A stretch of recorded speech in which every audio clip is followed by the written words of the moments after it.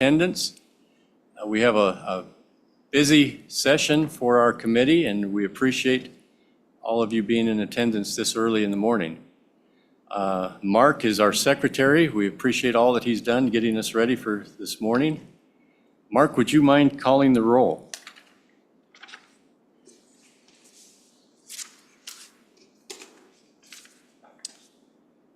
Representative Campbell. Present. Representative Knapp. Here. Representative Larson. Here. Representative Lawley. Here. Representative Riggins. Here. Representative Schmidt. Here.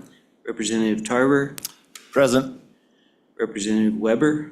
Here. Chairman Heiner. Here. So we have a quorum. Thank you for everyone, and appreciate all the visitors here.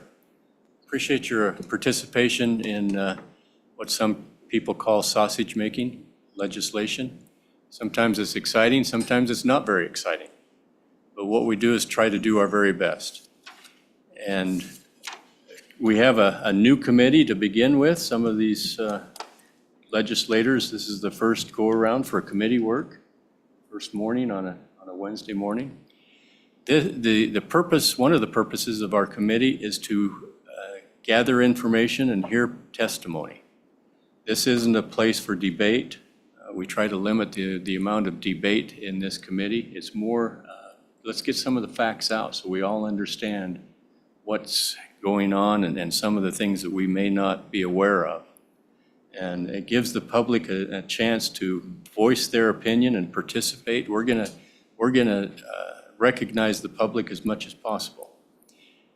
So the way we're going to do this, when we start taking public comment, it'll be elected officials first, and then agencies, and then we're going to hear from citizens in the room that have taken the day off from work and traveled to Cheyenne to be here. We're going to hear from them. We're going to receive their testimony, and sometimes the public's, most of the time, they're going to be nervous. They're going to be shaken, and because it's not something that they do very often. So we may be more lenient with some of our rules and procedures while they're here, but we want to acknowledge them and recognize them as they take time out to be here. And then after the public, we will hear from those that are representing organizations, and then we'll go on Zoom. We're going to allow Zoom testimony as well. So appreciate all of that. Appreciate everyone that's here. Decorum is important. We go through the chair, and the reason for that is so that we can control the comments, control the procedures so that it doesn't get away from us during this period of comments. So everything will go through the chair from both sides, from the members of the committee as well as those that are giving testimony. So before we get started, we have a new committee. I'd like each of us to introduce themselves and tell why you requested to be on the Minerals Committee, because all of you requested to be here, and just so everyone understands why you're here. So we'll start with Representative Schmidt.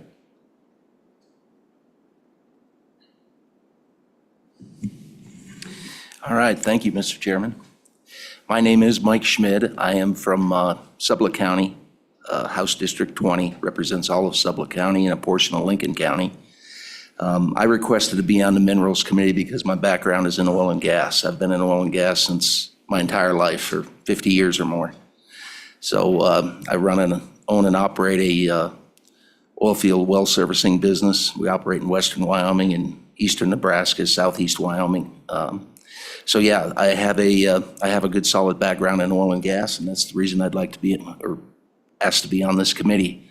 One note to the public: I'm a brand new legislator, a rookie, and so I'll be just as nervous as you are for a little while. So, Thank you. Mr. Representative Campbell. My name is Kevin Campbell, and I represent House District 62 out of Converse and Natrona counties. I'm very similar to Mike. I have spent pretty much my whole life in the energy sector. I've got a couple of years where I work for NARM, and then 28 years where I've been in the oil field. My last position, I was Rocky Mountain District Manager for Park City Drilling Technologies, where I was in charge of the sales and operation teams for the 7 states in that district. My district is very mineral rich. I contain much of the Powder River Basin, the Dave Johnson Power Plant, the Holly Sinclair Refinery in Evansville, as well as many, many wind turbine, solar projects, etc. So energy is naturally where I gravitated. I am also new, so I'm looking forward to working with y'all. Thank you very much. Thank you, Representative Campbell. Representative Knapp. Thank you. I'm Representative Knapp from Campbell County, District 53, and this will be going into my 3rd term. I have been on the Minerals Committee previously and am very excited to be back. It's an exciting committee. Obviously, my constituents back in Campbell County are interested in an energy policy and in what we do for that, to continue to see Wyoming revenues come in from coal, natural gas, oil. And so it's a very exciting committee to be on. I'm glad I'm back. Thank you. Co-Chair Tarver. Thanks, Chairman. Representative Ruben Tarver, House District 52, Vice Chair, I'm sorry. Vice Chair. Yes, thank you. So I grew up with cows, then I went into coal and oil and gas, and I'm still in all of those areas. I love energy. I love cows too, but there was no money there, so I had to expand out. But I've been in the oil industry since about '93, and it's my passion, and that's why I chose to be on this board, and look forward to working with everyone here and trying to help best I can. All right. Representative Lawley. Thank you, Mr. Chairman. I'm Representative Martha Lawley. I'm from House District 27, which is all of Washakie County and a little bit of South Bighorn County. I have previously served on the Minerals Committee. It is, as Chris said, an exciting committee. I like it partly because of my background. I'm a lawyer. I practiced in Texas for a bit and did some oil and gas work there. So this is really an important committee. It's important to my district, and it's really important to the state of Wyoming. So I love being on minerals, and I did beg to stay on. That was not a hard decision. Thank you. Representative Riggins. I'm J.R. Riggins, House District 59, mostly Casper. That's no secret what Casper's energy town. The primary reason I'm a defender of the energy industry is because as a high school graduate with just some mechanical aptitude, or no aptitude at all, but just a work ethic, can stick with it as long as you learn what you're doing and get better at it, you can have $100,000 a year in this state. And I just think that's worth preserving long-term. Thank you. Representative Weber. Thank you, Chairman. My name is Nina Weber. I'm from House District 24 in Cody, Wyoming. It reaches out a little bit on the North Fork and the South Fork and part of Cody. I do have a landman background and oil and gas experience in the industry. The mineral industry in the state of Wyoming is really what makes Wyoming grow. I remember one of the things in high school, I would see some of the older guys, they'd be driving big trucks, they'd be getting married, they'd be having babies, they'd be buying four-wheelers, all because of the oil and gas industry. It's worth protecting. I'm honored to be on the committee and representing people in Wyoming. Thank you. Thank you. Representative Larson, please. Thank you, Mr. Chairman. My name is JT Larson, and I serve House District 17 out of Rock Springs. The reason why I asked to be on this committee specifically is all of the development going on in Southwest Wyoming. We have a lot of projects, billions of dollars of investment coming into Southwest Wyoming, and I want to have a seat at the table to represent my constituents there. So happy to serve with all of you on the committee and look forward to the work we do together. Thank you. And my name is Scott Heiner. I've been on this Minerals Committee since day one of the legislature, when I was first elected to the legislature. I have a background in minerals. I spent my career in oil and gas as an engineer and manager, and so it's dear to me, and I want this to be successful. As you can see, we have a lot of experience here, variety of different avenues for experience, and all of these representatives are here because they want to be on this committee. It's something that's dear to all of us to create value for the future of the state of Wyoming. So a little bit about us. We'll get started now with our first bill, and that is House Bill 47, Secretary of State Expedited Filings, and Representative Andrews, please, and Singh, please state your name for the record.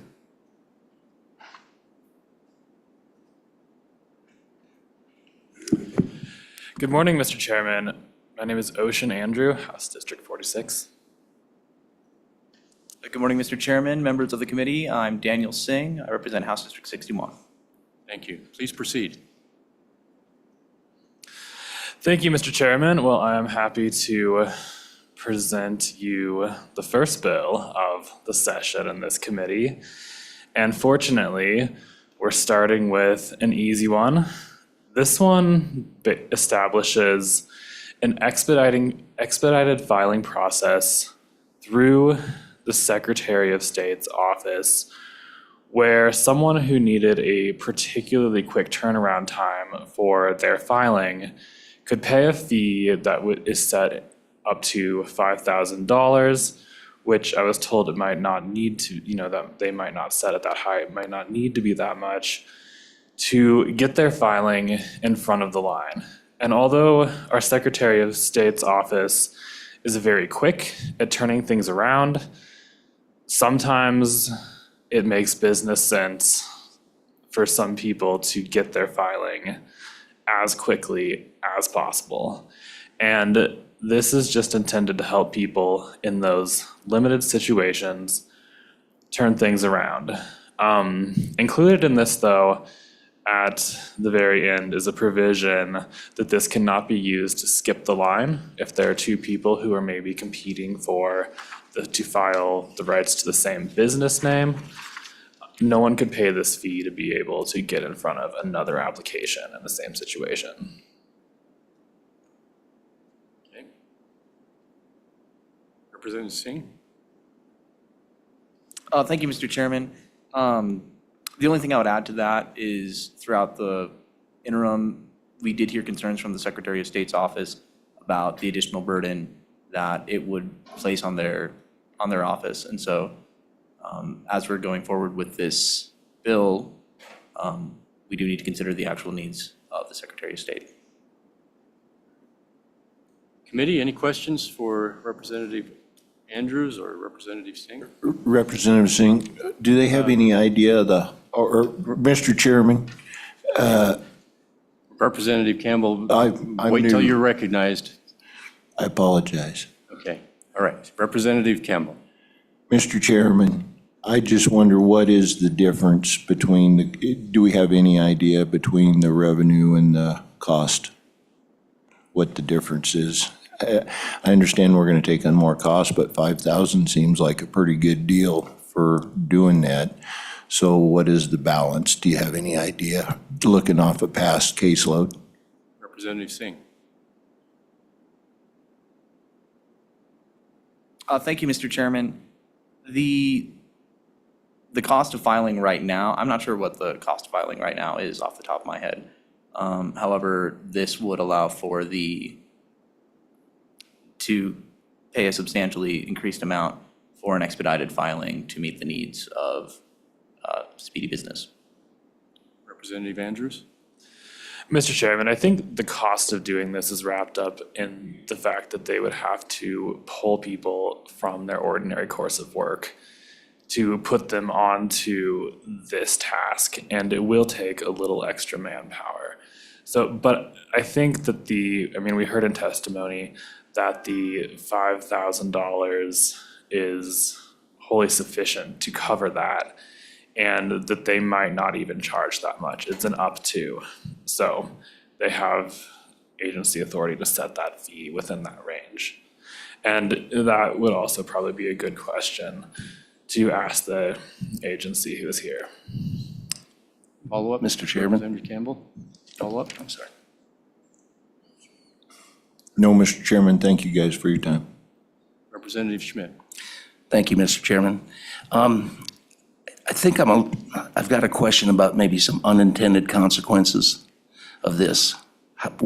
What does this do to the folks that can't afford $5,000 for an expedition? I mean, is this going to create a flurry of activity at some point to get first in line to get their permits done, and it's going to push people that may not be able to afford this to the bottom of the line and may never see that for an extended period of time, their request being covered? Representative Andrew? Mr. Chairman, Representative Schmidt, I don't foresee this causing an issue. Our Secretary of State is very quick at turning around filings. Timing is never an issue. However, some people even may not be able to wait even 24 hours for their business filing. I don't have a good example on me, but it may make business sense for someone to pay this. And, we would have to get into a pretty bad situation with appropriating staff to our agency for them to not be able to turn around these filings because they're efficient. So I don't see that becoming an issue. Okay, thank you. Follow-up? No, sir, thank you. And some of these questions may be able to be answered by the agency because I think they have a pretty quick turnaround as it is as a normal rule of business. Any other questions from the committee? Representative Singh or Andrew? Seeing none, thank you. So hopefully we can hear from the Secretary of State's office. Thank you for being here.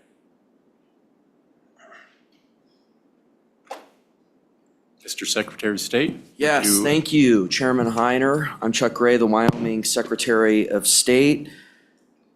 Great to be here. My first committee was the Minerals Committee. Remember when it first convened in 2017? So great to be here on three freshmen's first committee experience. And one of my biggest regrets was getting taken off it for 2 years, but served 4 of the 6. And I've been where Representative Lawley is, really wanting to stay on and really excited about the work you're going to do. This bill, and I'm Chuck Gray, the Wyoming Secretary of State. To my left is Colin Crossman, our business director, and to my right is Joe Rubino, our policy director and our general counsel. A little bit on what this bill does from 30,000 feet up.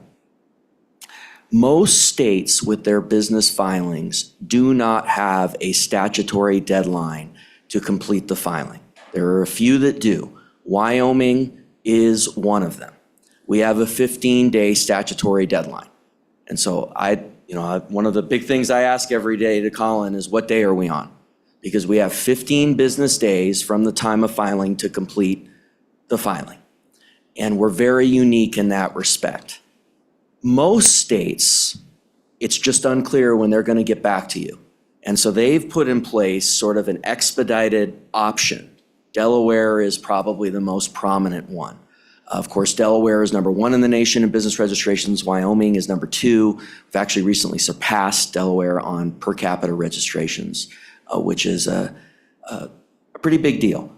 And so what this bill would do is create an expedited option for certain businesses. We think it would be used relatively rarely because of our 15-day deadline. But in instances of mergers and acquisitions, M&A activity where they just needed something completed by a date certain, there are situations where this will be used. And we are certainly fine with that. We are all for expanding our customer service and providing a great service to the citizens of Wyoming, the customers that we have in our office. So we're in support of this bill as long as the staffing situation in our office is handled. And we'll get into that a little bit. And the way that this bill is drafted, We think that it would ensure necessary sideboards to expedite service where appropriate while ensuring that many of the office's regular statutory filing deadlines of 15 days remain operable. And the result, I think, is another tool that will make Wyoming more attractive to business entities looking for regulatory certainty. And speaking with some members of the business community, there is at least some appetite for this regulatory certainty, and I think it's safe to assume that the passage of this bill will add slightly to the exponential growth in business filings and revenue our staff of 11 full-time employees is facing. That said, as I did numerous times throughout the interim, I want to speak on this bill's administrative impact on our existing staff, its effect on our workflow, and frankly, my concern that this bill adds another manual duty to our staff. By way of background, our office saw a total increase, tremendous increase in revenue over the last several years. About 75% of this growth in revenue is due to our exponential increase in business entity filings. So to give a little bit of an example of the growth, in fiscal year 2024, we had 675,000 filings. That's up from 590,000 in fiscal year 2023, which is approximately a 14% increase. In terms of revenue in our business division alone, and this is without the compliance division, which raises it about 20 million or so. Revenue in the fiscal year 2024 was 50,400,000, up from 42,300,000 in fiscal year 2023, and approximately 19% increase.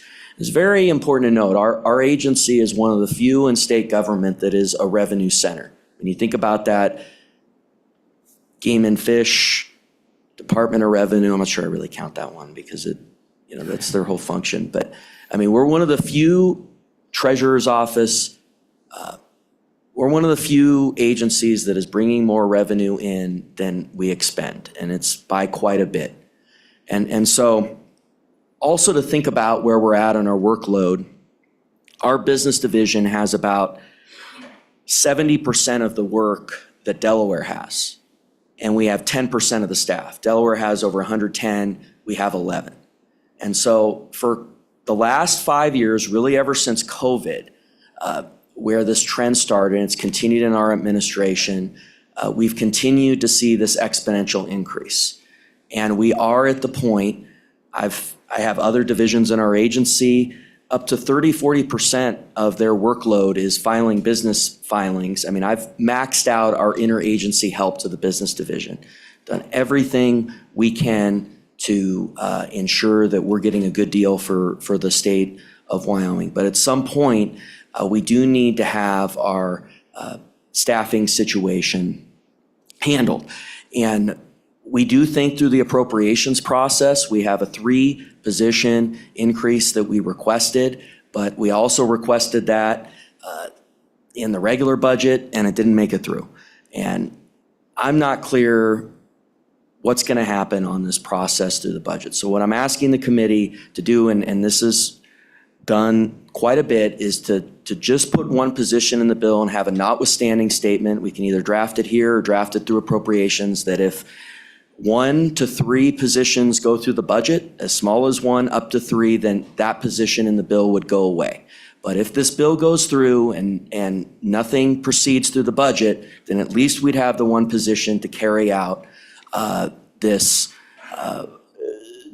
new workload for our office, which I think is going to be an expanded customer service. But I think that's the way we can handle this through this bill, and it goes away if it's handled through the budget.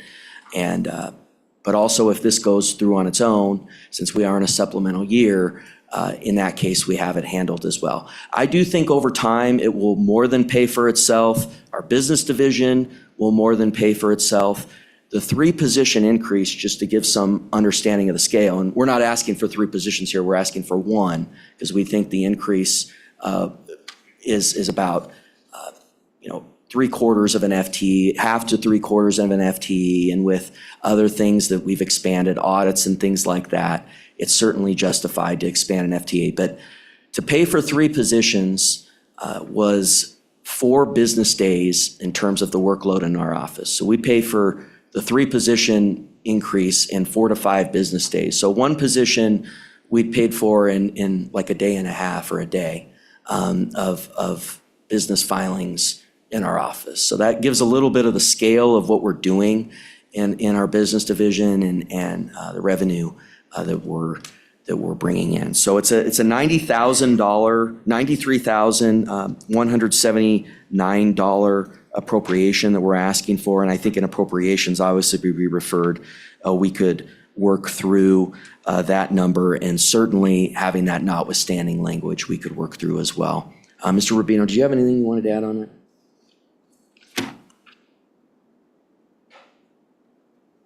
Mr. Secretary of State, the fiscal impact that I've got here is for $43,000 in 2026 for 1/2 of an FTE. Is that correct, or are you asking for a full FTE or 3/4 of an FTE? Well, when we were asked to do this fiscal note, we think that the duties in this bill specifically is probably somewhere around 1/2 to 3/4. We went ahead and reported 1/2, but you can't have half a body. So in light of the auditing things we're doing through our office, expanding audits, which the legislature has asked us to do as well, I mean, we think having a full position tied to this bill, especially in light of our 3-person request and the notwithstanding language, that's appropriate. Okay. All right, any questions for the Secretary of State? Representative Knapp, please. Thank you, Mr. Chairman. Mr. Secretary, I'm assuming just with the up to 5,000, that is probably because not every request is the same in the amount of hours required. Mr. Secretary. Oh, thank you, Mr. Chairman. Mr. Chairman and Representative Knapp, thank you for that question. We've thought a little bit about how the price structure would look, and the way Delaware does it and other states is they have a tiered structure where if we're looking at end of day, then it's very high. If it's 3 to 5 days, it's a little lower. If it's a week, then it's a little lower. And so you have sort of a tiered structure, and that's how we would approach it. But I mean, you're talking about when there's a business that needs it by end of day, I mean, that's a large M&A usually, or some kind of merger, some date certain, they're willing to go ahead and proceed with the filing. They're more than happy to do it, frankly, and pay the fee. Follow-up? Vice Chair Tarver. Mr. Chairman, thank you. Secretary Gray, off the top of your head, past year, how many times do you think this bill would have been put in place or used? Well, thank you. Mr. Secretary. Thank you, Mr. Chairman, for that question, and thank you, Representative Tarver, Vice Chairman Tarver. I'm going to turn that over to Mr. Crossman. It is highly speculative, I do want to say, but yes, go ahead. Mr. Crossman. Mr. Chairman, thank you. It is a little difficult to see how often this bill would be used because since we don't have a process, we don't have people specifically asking for it, but occasionally we do get requests. And I probably fielded between 20 and 30 of those requests over the last year. However, as the Secretary had said previously, one of the things that this bill satisfies is a need by, say, entities in other states who are merging with the Wyoming entity or have a merger that needs to be on record due to their other regulators, like the SEC, or I think needing a very specific date certain, up to, the Secretary said end of day. Sometimes it's even this hour. So, for instance, Delaware charges, I believe, $2,000 for 1 hour service. So the $5,000 figure gives us the ability to tier it as well as adjust it to what other states are doing and provide that extremely quick service. But there have been some mergers like that where I have gotten requests to, can I please do this right now because of our other regulators? So this gives those entities a specific process that they can follow. I do not see this being used by regular, everyday citizens with their normal business activities. Follow-up, Vice Chair. Yes, thank you, Mr. Chairman. I do believe there was a question asked earlier about what are our fees currently? Mr. Crossman. Thank you, Mr. Chairman. So there's a couple of different things. You have your basic formation filings, and those are, depending on the type of entity, $60, or $50, $100, $150. Those will probably not be used for this process. Many of those entities can be filed online, which is already an expedited process. However, mergers, those things that we see this being used for, those are amendment filings, those are $60. So those would, but those go into a queue, they're on paper, there's no online method of doing that. So that's where that delay would come in. Mr. Chairman, is it okay if I add one Yes, thing I yes, neglected Mr. to that kind of Secretary. came out of the colloquy? Thank you. Yes, go Thank you, ahead. Mr. Chairman. One of the things that's important to note that, again, distinguishes from other states is we have the 15-day statutory deadline. So we have to continue to maintain our 15-day statutory deadline while we're doing this expedited process, which makes us a little bit unique. And I'm fine with doing it, but just to give you some idea of when we had the white powder incident and we were evacuated, I mean, we've done a pretty good job of maintaining us on day 11, day 12, which is what I've asked for in case there's some kind of exigent circumstance. But we got to day 14 when that happened. And, obviously, number one priority in our business division is to never go past our statutory deadline. And so that's part of why, in terms of a workload perspective, it is important that we handle where we're at.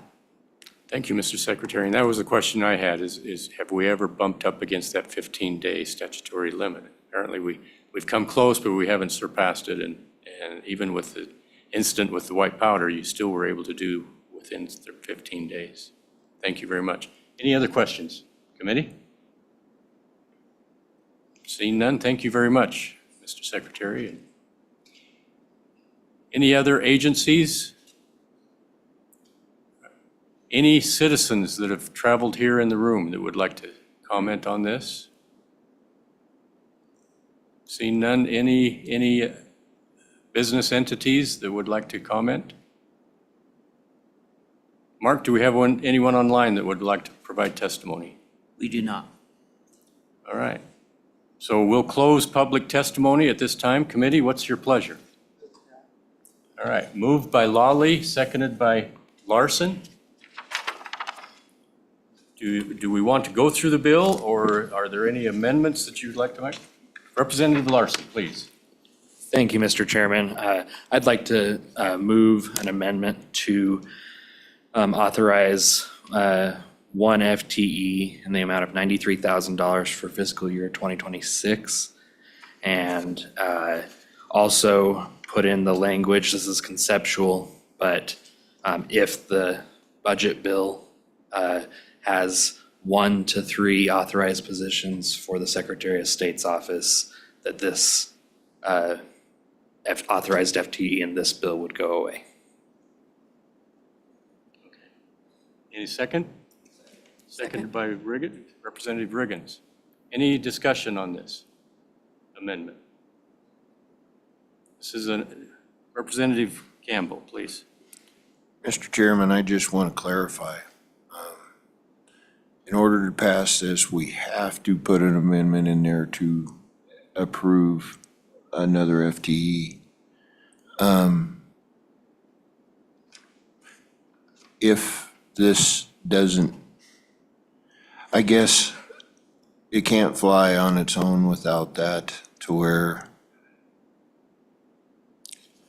20 to 30 times, you guys think, is how often you'd use that? Because that would pretty much pay for that position, would it not? So Representative Campbell, that they have, Oh, they're not, Mr. Chairman, we're I'm discussing just amongst ourselves. right? reiterating, though, well off of the testimony that was given, because I tried to make notes, but I didn't get all of those numbers. I guess what I'm saying is this would generate enough revenue to pay for an FTE by itself, correct? Representative, we're hearing from testimony that they've had 20 to 30 instances where they've been requested for And expedited. at $5,000 a throw, that's $100,000 to $150,000, okay. So it's a very good chance. And this is a revenue generator anyway that's been going up every year, 14%, 19%, everything's going positive. Thank you. I just wanted to confirm that those were the numbers that I was looking at. Thank you, Mr. Thank you, Chairman. Representative Campbell. So with this, just to clarify for everyone, with this amendment, this bill would be re-referred to the Appropriations Committee, and they will deal with the additional appropriations for a full-time FTE. And they can come back with a recommendation to do that, or they can have a recommendation not to fill that position and approve that FTE. So they will make that determination. But the amendment is to say notwithstanding, which is a key word, which would create this position if the supplemental budget does not have those 3 positions or 1 to 3 positions in the supplemental budget. So this would be outside of the supplemental budget if the supplemental budget does not deal with the personnel on its own. If the supplemental budget does have additional personnel for the Secretary of State, then this amendment would not be necessary. Is that how you understand this, Representative? Okay, any further discussion on the amendment? I sense someone's going to ask further question. Question being called. All those in favor of Representative Larson's amendment signify by saying aye. Aye. Aye. All those opposed? All right, so that amendment passed. Mark, did you get that then? I have no idea where to put that, but I know it's gonna be dealt with over there. Yeah. Because it's a conceptual. Yeah, I'll visit with you afterwards. Thank you. We can get that at the end here. Okay. Representative Larson was the motion. Who was second? Representative Riggins. Riggins, yeah. Thank you. Any other discussion on the bill? Question being called. This is a roll call vote on House Bill 47 as amended. Representative Campbell, Aye. Representative Knapp, Aye. Representative Larson, Aye. Representative Lawley, Aye. Representative Riggins. Aye. Representative Schmidt, Aye. Representative Tarver, Aye. Representative Weber, Aye. Chairman Heimer. Aye. The vote is 9-0. All right, so unanimous. That will be re-referred to appropriations, and I assume a member of the blockchain will carry that bill on the floor. Representative Andrew or Representative Singh, is that correct? Okay. All right, thank you. We'll move on now to House Bill 14, Solid Waste Municipal Cease and Transfer Funding. This is a bill that we see every year. In fact, this is my first bill that I carried on the floor as a freshman, and I think Representative Lawley carried it for her freshman year as well. So, Director Parfit, would you and Ms. Ingalls carry us through this one?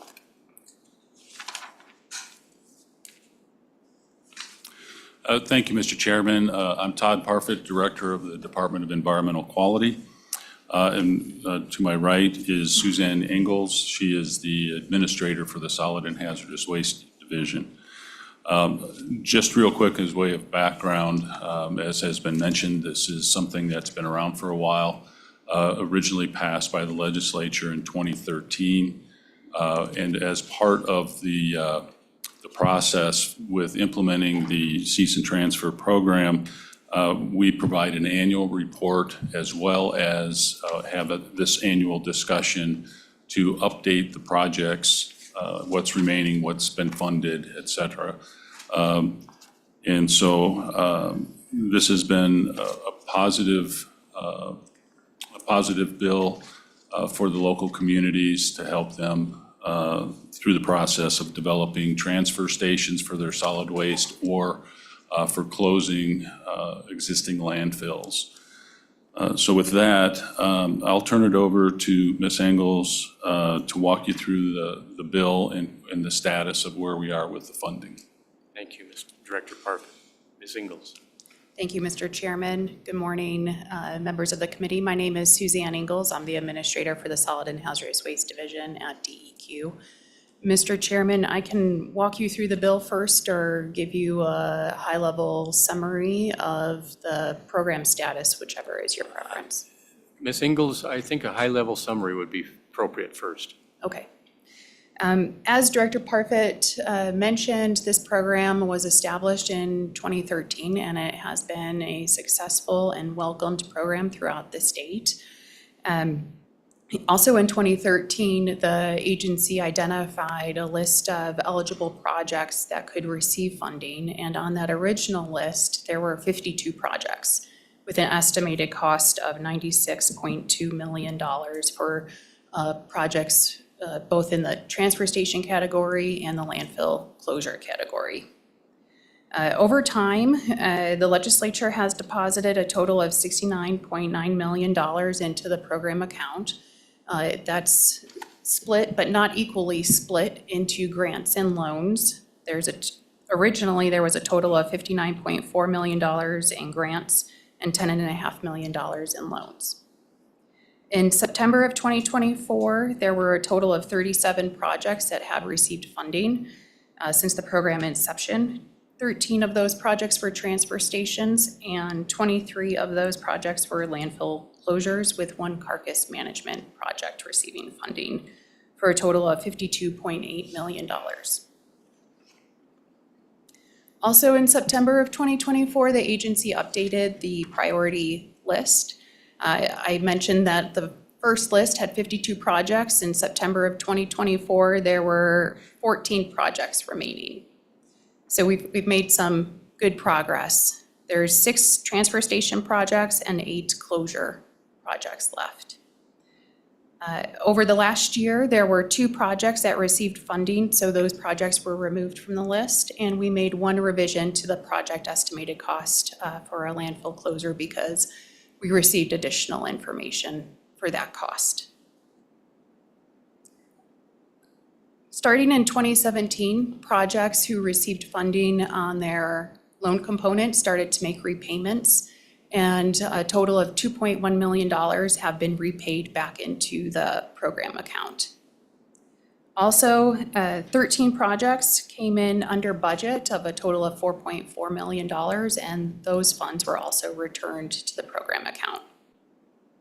Including those funds that have been returned, there's a remaining balance of approximately $23.5 million, $16.4 in grants, and $7.1 million in loans.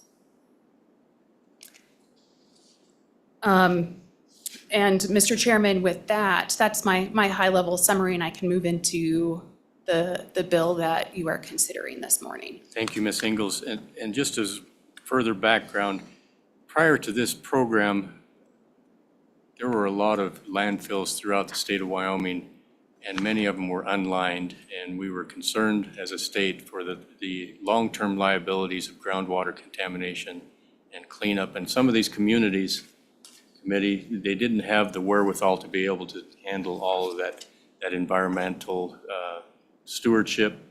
And so the state created this fund to be able to help with that. And it's been an ongoing, every year we've been working on this since 2013. And still have a few years to finish up, but we have the money set aside for this, and the DEQ is stewarding it, and we're slowly making our way through this list. So thank you, Ms. Ingalls. Proceed with the specifics of this bill then. Oh, Representative Knapp, thank you. Mr. Chairman, thank you. Ms. Ingalls, I had one question on the carcass management project. Where was that located at, the one project that requested funding? Ms. Ingalls. Mr. Chairman, Representative, that was in Fremont County with the Fremont County Solid Waste Management District. They requested funds to obtain bear-proof containers for a transfer station location so that they could haul it to haul the waste to their landfill. Okay, thank you. Follow up? I just had one other one. Will that be do you think that will be an ongoing grant funding program with chronic wasting disease and other things going on within the state? Will that constantly be something that does come back? Ms. Ingalls? Mr. Chairman, Representative, The line item for carcass management funding within the list, within the bill, has a specified dollar amount. It was originally $100,000. So we've been working with communities who are interested in receiving funding for that, and that's a one-time project expense per community if they're interested. And so we're not anticipating additional funding requests coming out of Fremont County, but we're working with other communities in the state that are interested. Thank you. Representative Riggins. Thank you, Mr. Chairman. Once these 14 projects are completed, does this program end or does it continue with a new mission? Ms. Ingles. Mr. Chairman, Representative, and I'm looking to my left at my director, but I believe once we have funded all of the projects, I think that's something that we would discuss with this committee for the future of the program, because I believe the intention with the funds is specific to funding transfer stations and closing landfills. Director, anything you want to add to that? Mr. Chairman, yeah, the idea is that we would fund the projects that were originally authorized by the legislature. And there was a lot of discussion around which projects would be eligible for funding. But it's a good question to ask is when does the program sunset? And I would say when all of those projects are funded through the State Loan and Investment Board, at that point, then we could look to sunsetting the program. Thank you. Follow-up? Mr. Chairman? Representative Schmidt. Yes, on the landfill closures, what's the process once they're closed? How long do you have to monitor those? Are there monitoring wells on those closures? Ms. Ingles. Mr. Chairman, Representative, there's a process that we follow for closing landfills. They have to obtain a closure permit from us, and that outlines groundwater monitoring requirements and how they're going to close their landfill. And it also includes what we call a post-closure period, and that lasts up to 30 years, which could be extended if we're still seeing groundwater contamination, if there is groundwater contamination. So it's something that we monitor based on groundwater monitoring. Follow-up? Yes, so where do the funds come for if you do run 30 years on a program? Ms. Ingles, please. Mr. Chairman, Representative, it comes from the local operator, the community that's running the landfill. Okay, thank you. And just as a follow-up to that, we have money set aside for this program, and Ms. Ingles mentioned how much is in there, and it's pretty close to what we're anticipating to be spent. Is that correct? Mr. Chairman, yes, that is correct. Yes. So hopefully this will carry the whole project of all of these closures to fruition, and it may be, we've been going on for 12 years now, it may be even longer before this is all said and done. And so there will be many opportunities for legislators in the future to deal with this, and but it is fully funded at this point. Thank you. Thank you. All right, any other questions? Representative Riggins. Thank you, Mr. Chairman.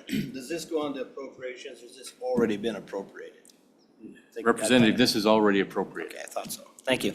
Yeah, it's just a follow-up report so that we, as representatives, know how this is progressing and if there's any hiccups. And there have been some priorities that have changed over the years, these projects have moved up and down, and some of them, once they're completed, come off the list. Ms. Ingles, would you proceed, please? I know you got some more things you want to talk about with the committee. Yes, Mr. Chairman, I was ready to move into the bill to give you a summary of what is located where. Please proceed. So, Mr. Chairman, you can find section 1 on page 1, line 13 is where it starts. The beginning portion of section 1 provides definitions for terms that is used in the bill. And as I mentioned, the priority list, that actually begins on page 3, line 6, and you can see it goes on to page 4, and it has a total of those 14 remaining projects. Section 2 is found on page 5, line 21, and that repeals the previous program list that was approved last session in 2024. And then section 3 is found on page 6 on line 2, and this makes the priority list effective immediately upon becoming law. And Ms. Ingalls, you mentioned that there's 26 million still in the fund. Is that correct? Yes, yes, Mr. Chairman. Any further questions for Ms. Ingalls or Director Parfit? Mr. Chairman, I'm confused on this because Yes, Representative Campbell. I see that it says the 14 projects on the list are $26,458,303 for the 6 transfer stations. But I see down here that the remaining funds available for projects is $23,514,167.96. How do we account for the $2 million difference, Mr. Chair? Ms. Ingalls, would you care to answer that? Mr. Chairman, Representative, that is a good question. At first blush, the numbers, they do not align. Most of the projects do not receive 100% funding. They are providing their own funds in addition to receiving state funds. So there's skin in the game is what we like to call it. So the remaining balance and the estimated cost does not line up, but based on the amount of funds that previous projects have received, it varies between 60 and 90% based on specific information provided by the municipalities. We're anticipating to be funded with the remaining balance and the estimated cost. So Representative Campbell, your next question may be, does the department feel like we need to allocate more, appropriate more money, right? You are spot on with what I was thinking, Mr. Chairman. Ms. Ingalls? Mr. Chairman and Representative, not at this time, but I think it's something that if there is a need that we're seeing based on revised estimates, those will come before you. We'll bring that to your attention. In future years. Yes. Follow up? Mr. Chairman, Ms. Ingalls, thank you very much for your time and congratulations. It's nice to see something sunsetting. It's kudos to y'all. Any other further questions for your director or Ms. Ingalls? Seeing none, thank you. Any other elected officials in the room that would like to provide public comment? Departments of the state? Any private citizens that are here to testify? And you're not here as a private citizen, is that correct? Any private citizens that have traveled to Cheyenne to testify? Seeing none, now we'll hear from those that are here representing organizations. State your name for the record, please. Thank you, Mr. Chairman, members of the committee. My name is Ashley Herbstreet, and I'm the Executive Director of Wyoming Association of Municipalities. We appreciate you bringing this bill, and I'm just going to take this opportunity to give you a little introduction on us. As a 501c6 private nonprofit association, WAM has been the foundation of support for all Wyoming's 99 municipalities since its organization in 1928. WAM plays a pivotal role in providing vital educational resources that enhance the capabilities of all our local leaders. With a mission centered on advocating for the collective interest of cities and towns, we tirelessly promote policies that prioritize local decision-making and ensure the voices of the 68% of the citizens who reside within these communities are heard and respected.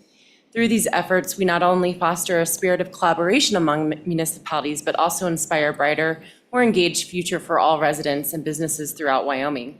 Through our policy positions and process, WAM believes the best government governs closest to the people, rooted in simplicity, accountability, self-governance, transparency, and the Wyoming's Constitution affirms this in Article 13, Section 1 with Home Rule, empowering our local leaders to make decisions for their communities. Guided by these principles in the 2025 WAM legislative agenda, WAM is committed to preserving the constitutional authority of local governments to serve effectively and independently. I won't say this again, so just wanted to give you our little elevator speech. But this is an easy first one for us, and we proudly support and thank you for bringing this forward on House Bill 14. And I'll stand for questions. Thank you, Ms. Harpstreet. It's an easy one for us as well, and that's why it's one of the first ones out of the gate. Any questions for Ms. Harpstreet? Seeing none, thank you very much for your testimony. Any others that would like to provide testimony? Mark, anybody online? No, Mr. Chairman. All right. With that, we will close public comment. Committee, what's your pleasure? Moved by Lawley, seconded by Riggins. Any discussion on the bill? Question being called. All those this will be a roll call vote for House Bill 14, Solid Waste Municipal Cease and Transfer Funding. Mark, would you call the roll, please? Representative Campbell, Aye. Representative Knapp. Aye. Representative Larson. Aye. Representative Lawley. Aye. Representative Riggins. Aye. Representative Schmidt. Aye. Representative Tarver. Aye. Representative Weber. Aye. Chairman Heiner. Aye. 9-0. All right, so unanimous on that one.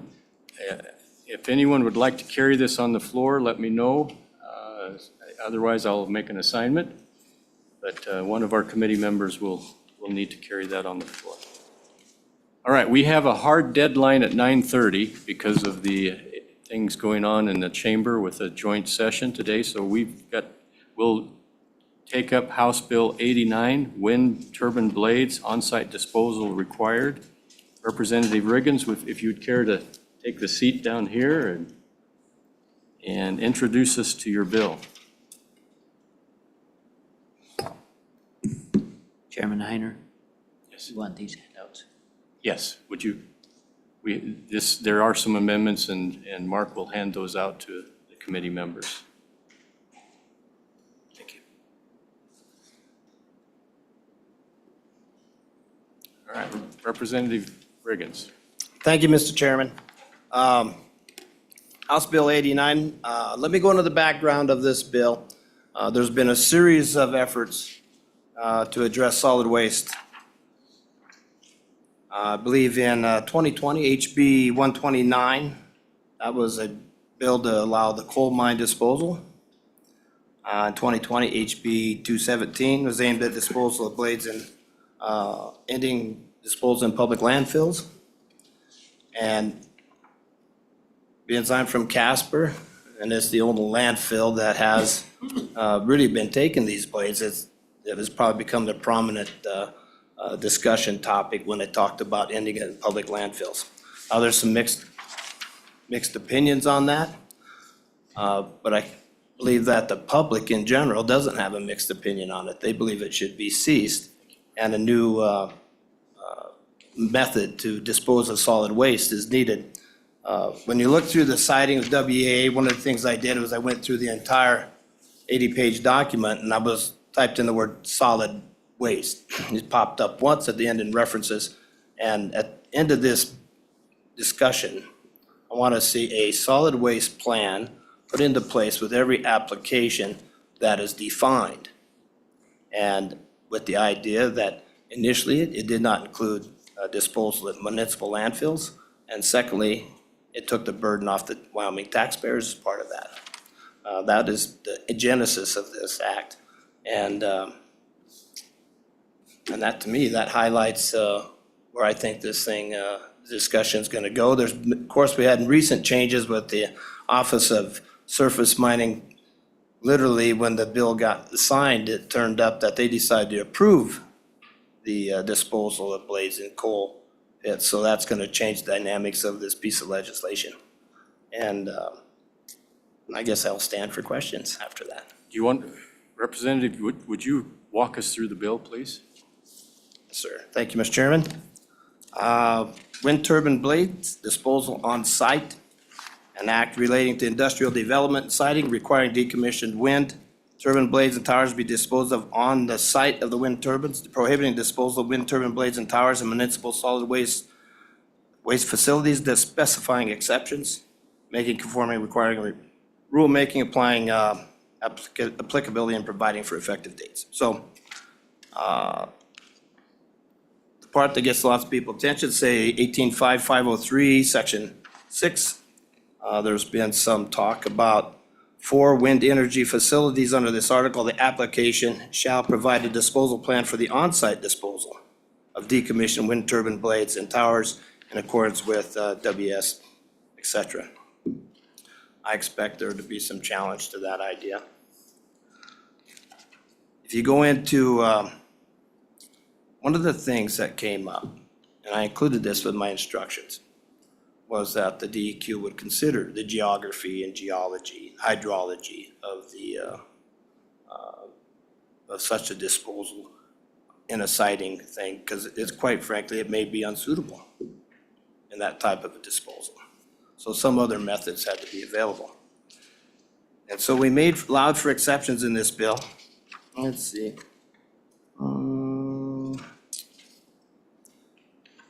For example, if you go to page 6, section I, let me start the first page here.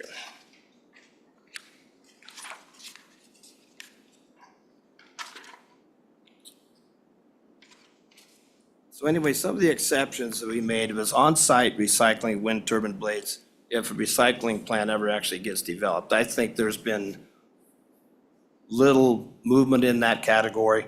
So I see recycling at regular solid waste landfills being a problem, especially in urbanized environments.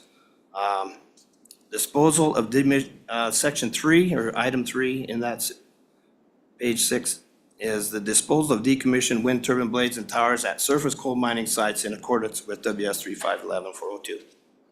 I think this is going to be a prominent discussion today. And then nothing in this act. I wanted to make sure that none of the rules exceeded rules within the current landfill conditions. They don't have to exceed that. So I believe I have that set in section. Where is that?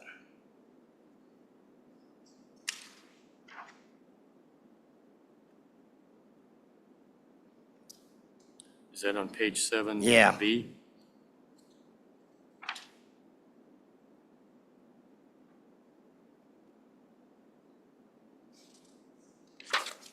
Line 6 on page 7? Yes, and nothing in this act shall be construed to amend, alter, or impair any contract, lease, or other agreement entered in July 1st. This wasn't intended to affect permitting that was already underway. So I don't think that was fair. It's something that can't really be undone. So this is for new applications.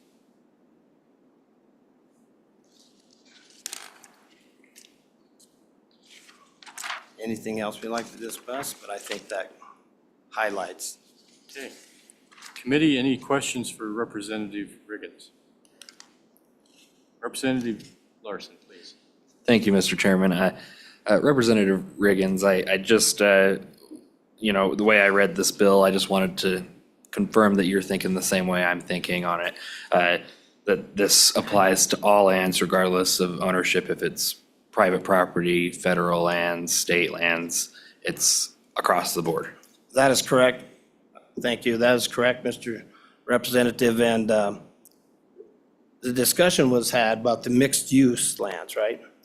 And I thought, well, maybe we should make some exceptions, but to me, that is an agreement that would be carried out within the operating company and the multiple different landowners within that siting.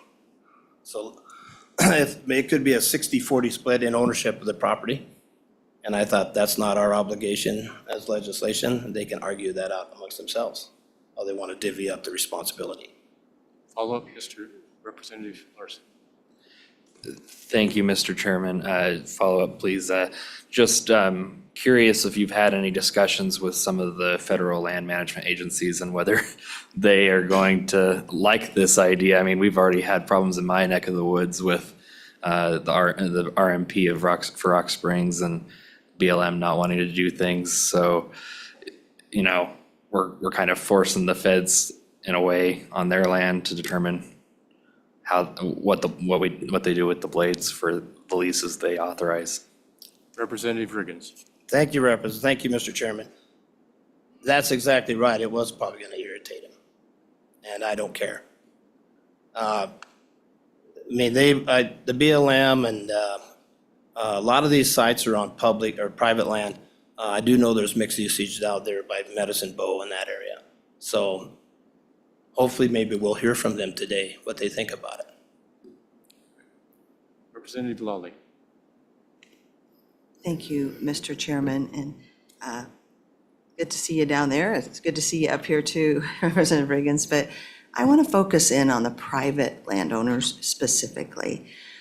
So my concern has to do with, by mandating this for private landowners, you are taking away the opportunity for them to negotiate this possibly as a term and receive compensation. So a financial taking from landowners, and that concerns me. So what would your response be to that? Thank you, Mr. Chairman. Representative, Oh, sorry. Thank wait you, till Mr. you're recognized. Gotcha.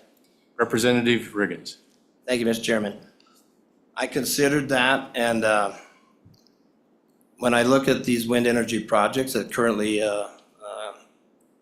arranged, that the entities prospering the most from these projects is the site owners and the operating companies.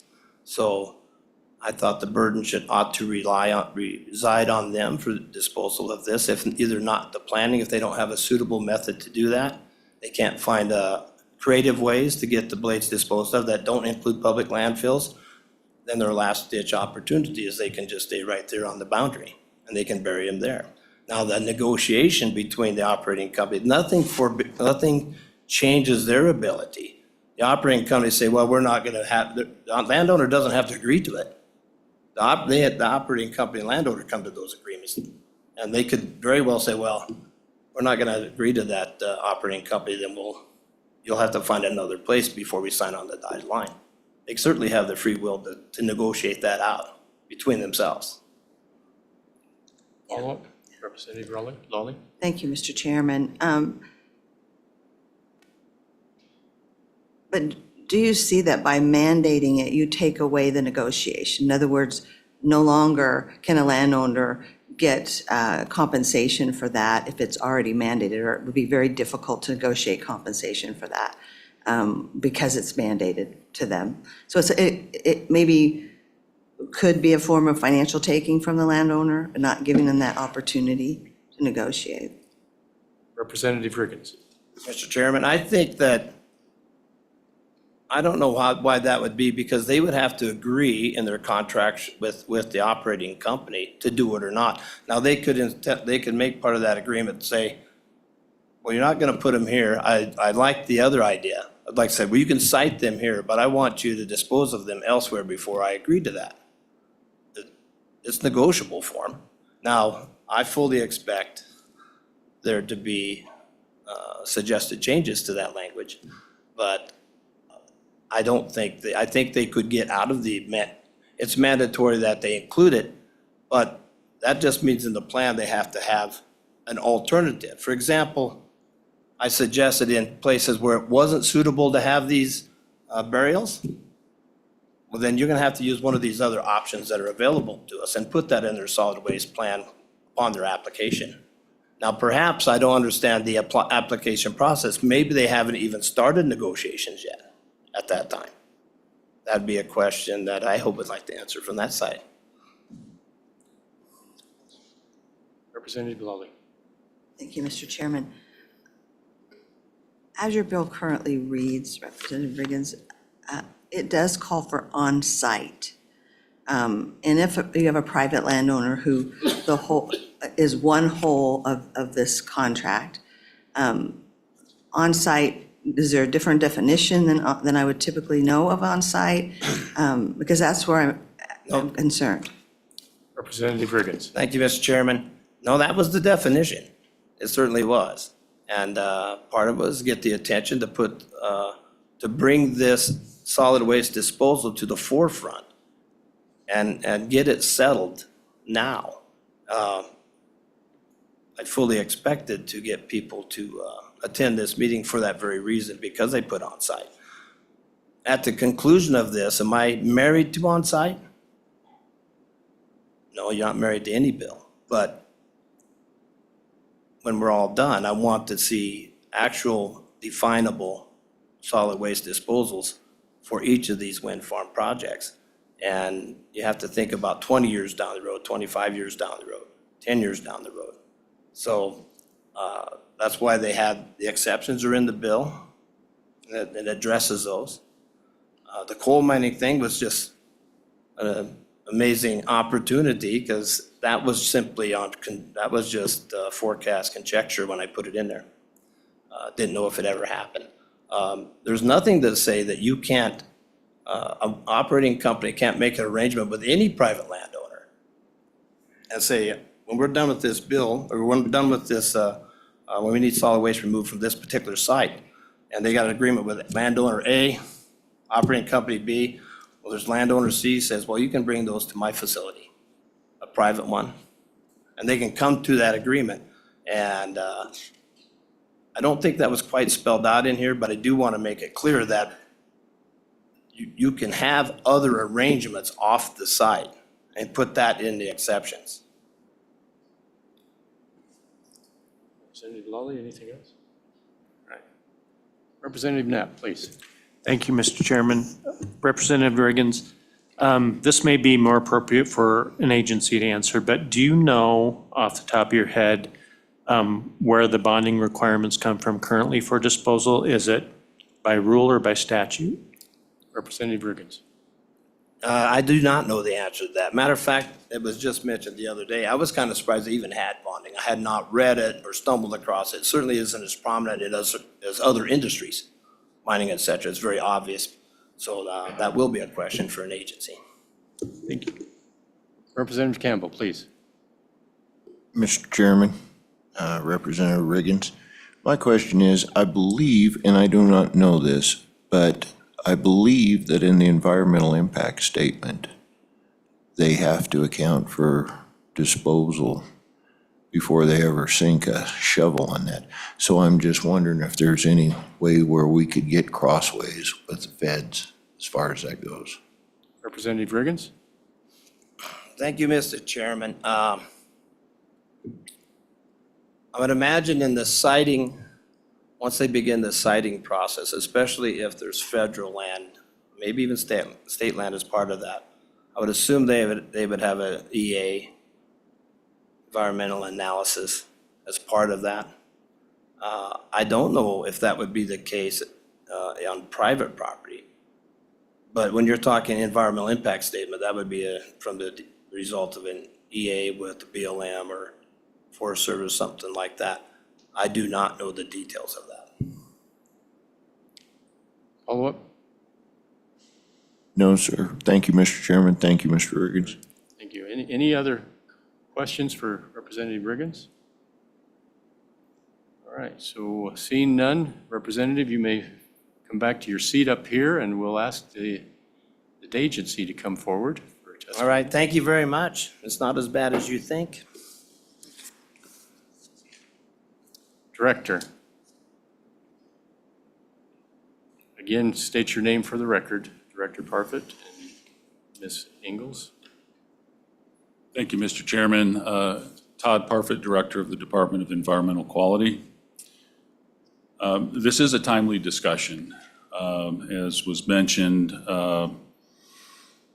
after 3.5 years, we finally have approval from the Office of Surface Mines for the program amendment to allow the disposal of turbine blades and towers in coal mines.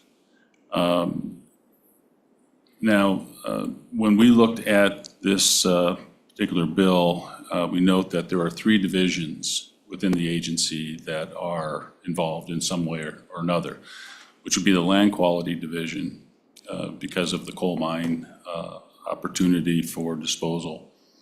Would be the Solid and Hazardous Waste Division because the Solid and Hazardous Waste Division would be the entity that permits the disposal other than in coal mines. But the Solid and Hazardous Waste Division was and is very closely coordinated with the Land Quality Division for the requirements associated with disposal in coal mines. And then the third division is the Industrial Siting Division. And that's a separate act. So you have the Environmental Quality Act, and then there's the Industrial Siting Act, which is the act has provisions for permitting the siting of wind projects if they involve more than 20 wind turbines. If there is a project that has fewer than 20 turbines, those are handled by the county unless referred to the council by the community. So that's just a little bit of background. Now, disposal has been an issue of wind turbine blades and the towers. Keeping in mind that wind projects typically last 20 to 30 years before they have to change out the blades. And across the country, it's an issue for disposal. There aren't a lot of recycling options out there. There have been attempts. We've had some companies that have set up shop to grind up or otherwise cut up the wind turbine blades so that they can be shipped out for recycling. And we've had some issues related to that as well. And we also know that there is at least one community in the state that does accept wind turbine blades for disposal, and they receive tipping fees for that. But it does raise question of, does it make sense to use valuable landfill space, which landfills are hard to cite because there are citing criteria that have to be followed. And so that's an issue. Now, we provided a handout for the committee. And it looks like a lot there that we're recommending change, but I just want to point out is that what we are primarily doing here is shifting the bill from being in Article 4, which is related to mining in the Land Quality Division, and shifting it to Article 5, which is the Solid and Hazardous Waste Division. So it looks like there's a lot of change there, but it's just the conforming changes that needed to be made in order to move it into Article 5. Hopefully that makes sense. So with that, that was probably the biggest issue, is that if this bill were to move forward, the disposal of wind turbine blades on site would be permitted through the Solid and Hazardous Waste Division through a construction and demolition permit, not through Land Quality. So, but that's understandable because if you look at there have been the last two statutory changes related to disposal of wind turbine blades have actually been in Article 4 because they dealt with either coal or non-coal mining operations. So, Mr. Chairman, I can go through each one of these if that's helpful, but we provided two documents. One is the first shows the page and line number of each change, and then we have a red line strikeout of the bill itself that incorporates those, so you can see where those changes are. It's a little bit easier to follow, but maybe the red line strikeout. So I guess what I'll do is just walk through these changes. Please do. So on page 1, line 13, we're just striking the reference to 3511-402A because that's Article 4 for mining, and actually changing that to 3511-503 and then paragraph E. So that's the change on page 1. On page 2, line 18, the same thing there, just changing the reference. On page 3, line 4, again, changing it to 3511-503E. And then on page 3, line 6, there's the title, which currently reads 3511-402, Establishment of Standards. We would delete that and then insert 3511-503, Authority to promulgate rules and regulations for solid waste management facilities and for the management of hazardous wastes. And that's an existing provision within the statutes. On page 3, line 8 through 12, we would delete the paragraph, the council shall, upon recommendation of the advisory board. That sentence is no longer necessary because it's in the solid and hazardous waste program. On page 3, line 14, delete reference to Romanet 16 rules and insert the council shall, upon recommendation from the director and administrator of solid and hazardous waste division, promulgate rules. And that's would put it under the solid and hazardous waste division. So we would develop rules for the disposal, the proper disposal on site for wind turbine blades. And then page 3, line 20 is just changing the numbering system as a result of the changes. Page 4, lines 10 through 13, delete the entire paragraph, which is provide for incorporation of amendments of any rules pertaining solid and hazardous waste. Because it's in Title V, you really don't need that paragraph moving forward. Page 4, line 15, delete, and again, this is just conforming to the numbering system from paragraph E to Romanet 4. And then page 4, line 16, after solid waste disposal facilities, insert owned by a municipality. And so this would be landfills that are owned by a municipality would not be allowed to accept the wind turbine blades. The reason we did that is because there is a private landfill within the state. And so we just thought it would be good to clarify that we're talking about municipal landfills. And then on page 4, line 19, again, that's numbering as a result of the changes. Same with page 4, line 22. Page 5, lines 1 and 2, delete or surface coal mining sites because that would not be necessary with this change. Page 5, line 15, again, some conforming changes. Page 6, line 6, after facilities, again, insert owned by a municipality. And then page 6, line 6 through 8, delete disposal of wind turbine blades and towers shall be in accordance with 402A6 and all rules promulgated under that. And this gets into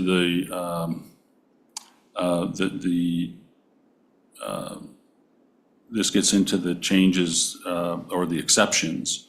And so rather than having that page 6, line 6 through 8, we suggest a change to page 6, line 20, which would just say line 20 after 3511-402A3 insert and Romanet 15, which is the non-coal mines, and all rules promulgated under those paragraphs. So those are the changes that we recommend. One additional change that we suggest is that on page 6, line 19, it references, on line 19, it references surface coal mining sites. Because we're talking about coal and non-coal mines, the recommendation would be to strike the word coal from line 19, and that way it's covered by all mine sites, as it should be. So with that, Mr. Chairman, those are our recommendations, and we're staying for any questions.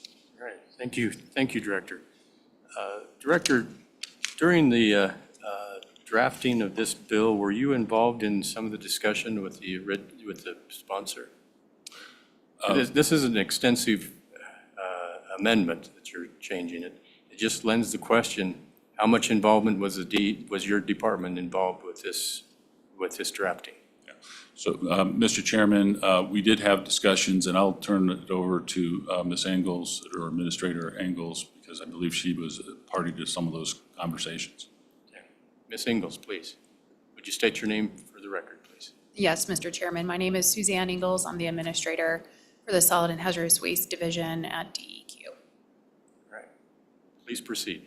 Mr. Chairman, yes, to answer your question, yes, Representative Riggins did visit the office. However, I was out of the office the day he came by, so we had a follow-up phone call and had a high-level conversation about the intent behind the bill. And I believe he also spoke with another administrator in the office too. All right, thank you. Any other testimony, Director? Mr. Chairman, no, I think that covers our input on this bill. All right. Committee, questions for the Department of Environmental Quality? Representative Riggins. Thank you, Mr. Chairman. Do you think the EPA will have any objections to any of our proposal? I mean, I don't know. I know that the Office of Surface Mining is one thing, but what about the EPA? Do you have any anticipation about that at all? Director Parfit. So, Mr. Chairman and Representative Riggins, I don't see any conflict with our relationship with EPA or any of the things that we have primacy for. Thank you. Any other questions? Representative Knapp, please. Mr. Chairman, thank you. Director Parfit. I'm going back to the bonding question. What is the cost of bonding to dispose of a windmill blade, and where does that come from, rules or statute? Director? Mr. Chairman and Representative Knapp, that comes from the Industrial Siting Act, and there are provisions that for wind and solar projects, that they obtain financial assurance for the closure of the facility or the dismantling and disposal of the wind turbines. The specific amounts are established, they're provided by the operator to the council, and the council, the Industrial Siting Council, would approve the amount of the bond, depending on where the disposal is. So if it's on site, they would provide a bond for disposal on site. And they would have to provide they'd have to show their work, so to speak, to the council so they could agree or disagree. Any further questions, Representative Knapp? One follow-up, Mr. Chairman. So with Industrial Siting Council, typically information from a project is given in advance. Is there any follow-up with bonding after the fact to ensure that whether it's on private or in some cases public land with municipalities, if that is enough to handle the disposal? Director, please. Mr. Chairman, Representative Knapp, if I understand your question, does it matter if it's federal, state, or municipal, or federal or state land? Representative? No, I was more concerned with making sure the amount of bonding is sufficient to cover any aspect of leakage, anything that would go on in the future, if we follow up with that, or is it just part of the industrial siting to anticipate what that will be, or is it a new enough industry that we're not sure? Director?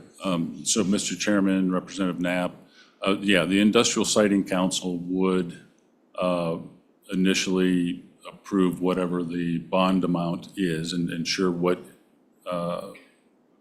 that bond is made payable or secured. And there are different mechanisms by which they can show that. If it's determined later that there are additional costs that were unanticipated, we can always have the operator come back to the council and have those discussions.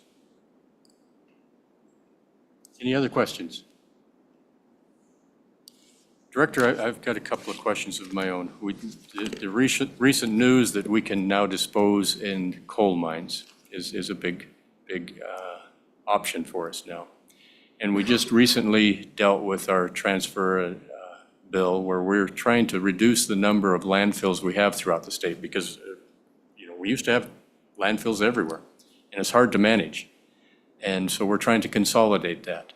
With this, we will have disposal sites throughout wherever there's windmills and have solid waste disposal sites. And hopefully we track those.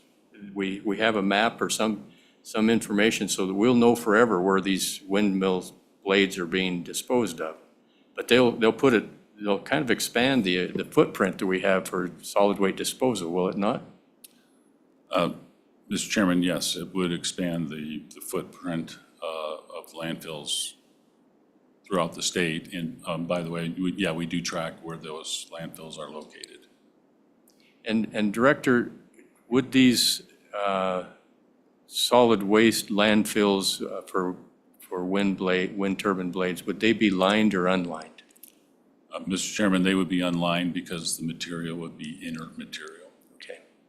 So from the perspective of the DEQ, if you had the option of disposing in a coal mine versus putting those in a new surface disposal, which would be the best for environmentally and long-term care from the perspective of the DEQ? Mr. Chairman, it would be in the coal mines for a lot of reasons. There are a lot of advantages to having these turbine blades go to the landfills, or not landfills, but to the coal mines. All right, thank you. Representative Campbell. Mr. Chairman, Mr. Director, I just wondered, out of the existing turbines that are buried in Wyoming, what percentage of those are actually generated from Wyoming? Director Parfit. Mr. Chairman, I'm not sure I know the answer to that question, but my guess would be probably all of them that have been disposed of in the one municipality that I'm aware of that has taken them. I believe those were all in state, but I could be wrong. I don't know for certain. Thank you, Mr. Chairman. Thank you, Director. Representative Schmidt, please. Thank you, Mr. Chairman. Mr. Director, you may not be the right office to ask this question. Has there been any evaluations or analysis done if these turbine blades were disposed of on site, say on private ground? How does that affect the value of that ground? Director? Mr. Chairman, I would say you're right. I'm probably not the right agency to answer that question. Okay, thank you. I thought so. That's a good answer. Yes, thank you. Any other questions from the committee members? Seeing none, thank you. Any other state agencies that would like to testify and provide valuable input? Thank you for state lands.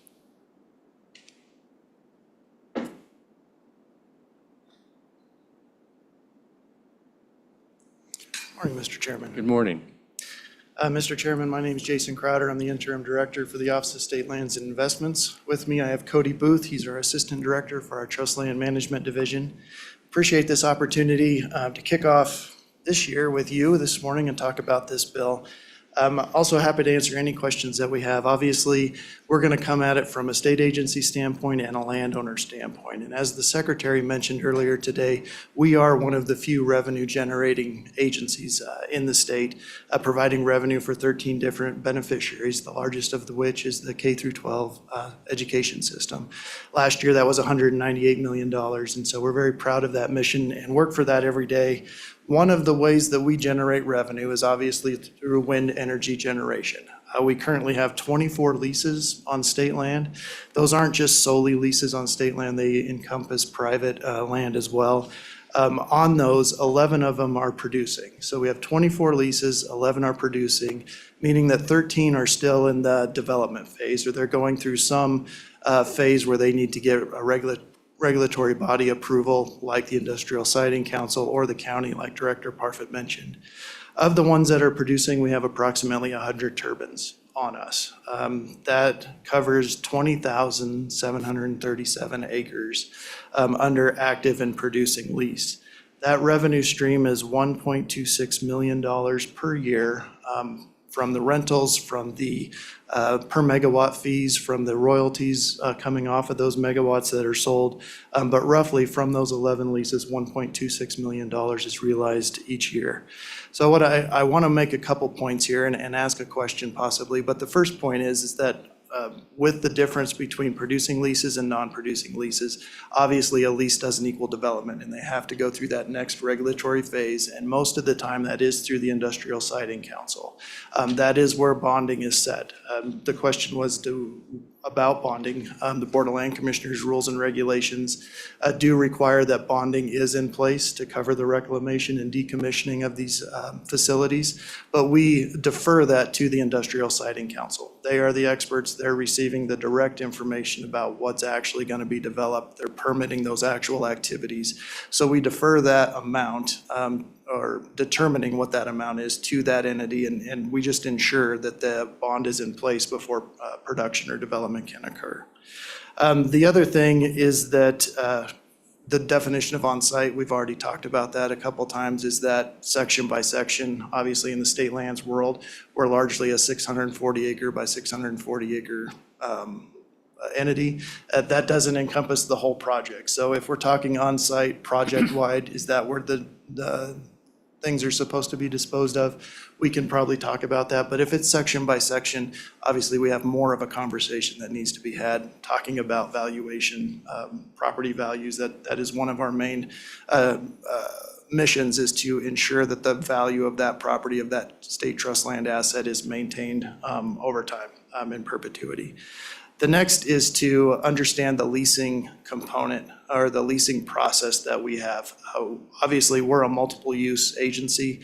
We try to bring compatible uses together to try to generate as much revenue, or that optimal revenue, from that asset. We have grazing leases on these sites. We have recreational leases on these sites that also have wind lease, energy leases on the sites. One of the requirements within our leasing rules is that the new lessee, the wind energy development lessee, must get consent from that existing lessee. If it's a grazing, if it's an oil and gas, if it's recreation, like I mentioned, must get consent before we can move that to the Board of Land Commissioners. Obviously, if they can't, we'll get in the conversation and try to find a happy medium and try to gain consent. But if one of the provisions is that the towers have to be disposed of on site, we already have a problem with getting consent from those grazing lessees. This could add another layer of a problem of getting consent from those lessees, and could diminish our amount of leasing ability, I guess, going forward. So I just want to make the committee aware of that we do have conversations, and they're important and critical conversations with those existing users, and another, I guess, burden on them about disposing of the turbines where they already enjoy and use and pay for that use could be a problem. Mr. Chairman, that's quickly understanding you're under a time constraint. I'm happy to answer any questions. All right, thank you, Acting Director. Thank you very much. Any questions for the state lands?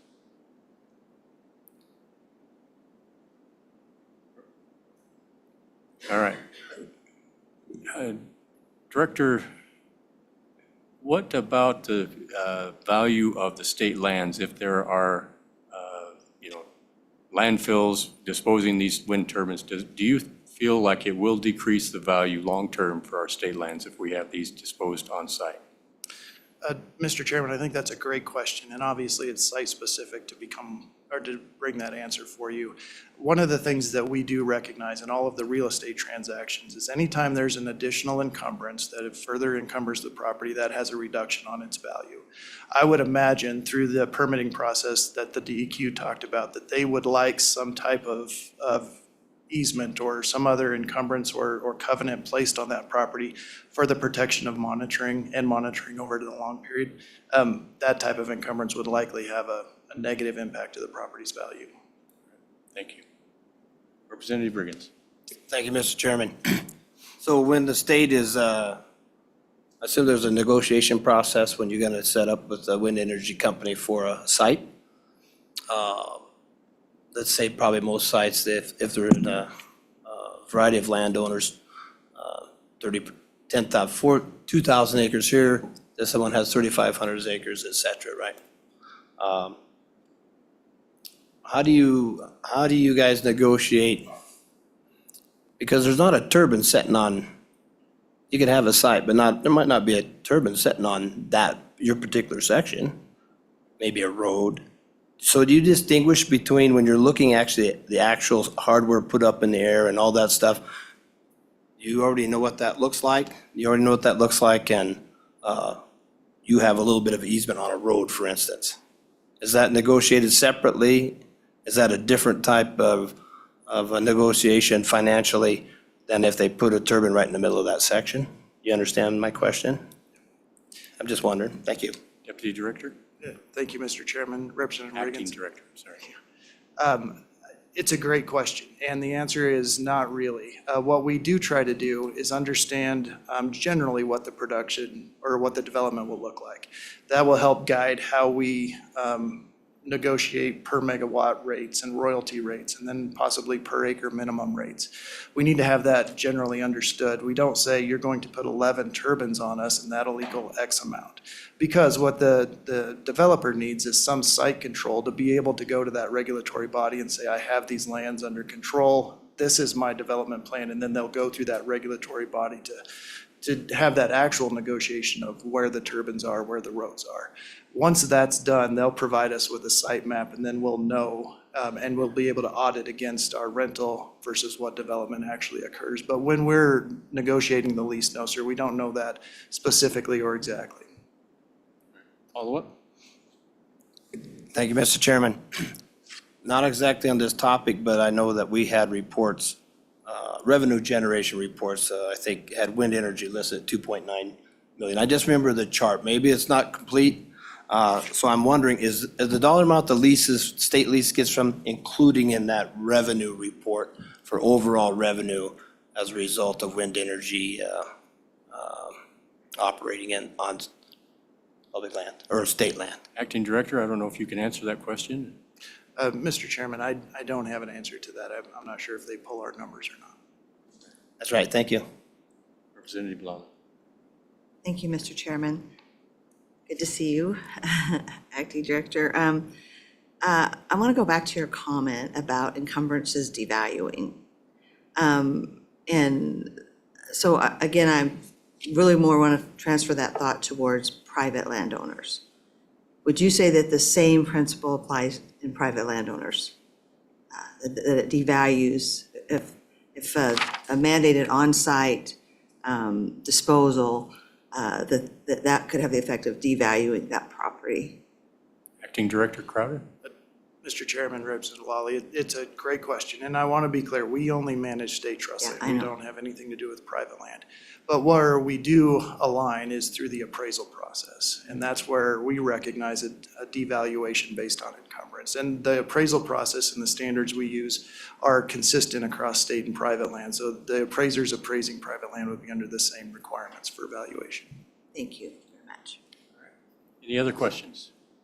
Thank you for your time. Thank you for being here, Acting Director. Any other state agencies that would like to testify, provide comments? Kyle? Yeah. We appreciate your authority.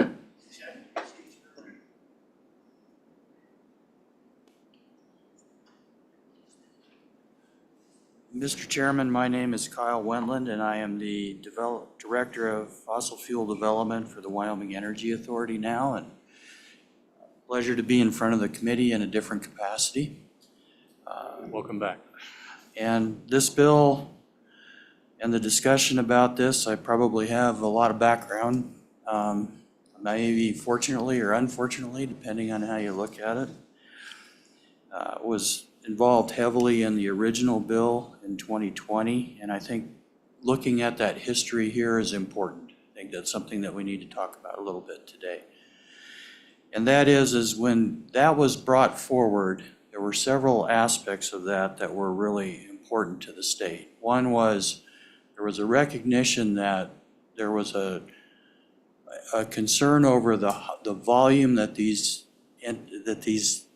features of blades and towers take and putting them in municipal fills, and that was there an alternative? And the coal mines, with the unique nature of Wyoming's mines, are large.